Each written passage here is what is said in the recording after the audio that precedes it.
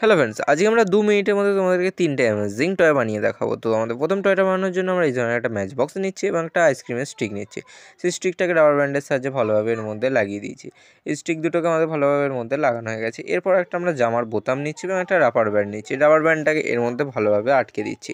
এটা আমাদের ভালোভাবে এর মধ্যে লাগানো হয়ে গেছে। এরপর এটাকে এর মধ্যে কিছুটা এইভাবে লাগিয়ে দিলেই আমাদের এই টয় গানটা কিন্তু রেডি। তো দেখতেই পাচ্ছি এটা আমাদের কত সুন্দর হচ্ছে। আমাদের নেক্সট টয়টা বানানো যাক। আমাদের নেক্সট টয়টা বানানোর জন্য এই ধরো একটা আইসক্রিমের স্টিক নিচ্ছি, সেটার মাঝখানে কিছুটা এইভাবে ফুটো করে নিচ্ছি। এরপর আমরা দুটো কয়েন নিচ্ছি, সেই কয়েন দুটোকে এর মধ্যে ভালোভাবে লাগিয়ে দিচ্ছি। এরপর আমরা একটা পুঁতি নিচ্ছি এবং একটা কাঠির মধ্যে সেই পুঁতিটাকে ভালোভাবে লাগিয়ে দিয়েছি এবং এটা যতটা মাপের আমাদের দরকার ততটা কেটে নিয়ে বাকি পুঁতিটাকে এর মধ্যে ভালোভাবে আমরা লাগিয়ে দিলে আমাদের একটা স্পিনার তৈরি হয়ে যাচ্ছে। তো দেখতেই পাচ্ছি স্পিনারটা আমাদের কতক্ষণ ঘুরছে এবং কত স্পিডে ঘুরছে।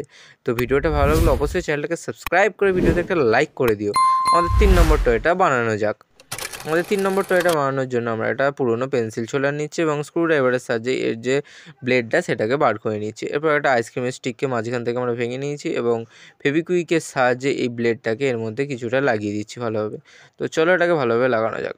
তো দেখতেই পাচ্ছ আমি ফেভিকুইকের সাহায্যে এটাকে টাইট করে এর মধ্যে ভালোভাবে লাগিয়ে দিচ্ছি।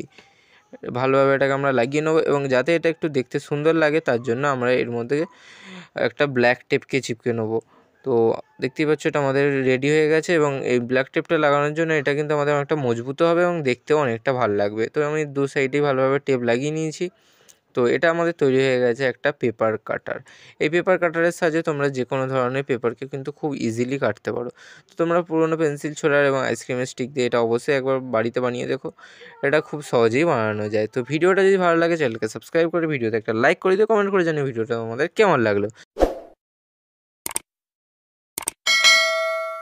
চ্যানেলটাকে সাবস্ক্রাইব করে দিও। দেখা হচ্ছে একটা নতুন ভিডিওতে।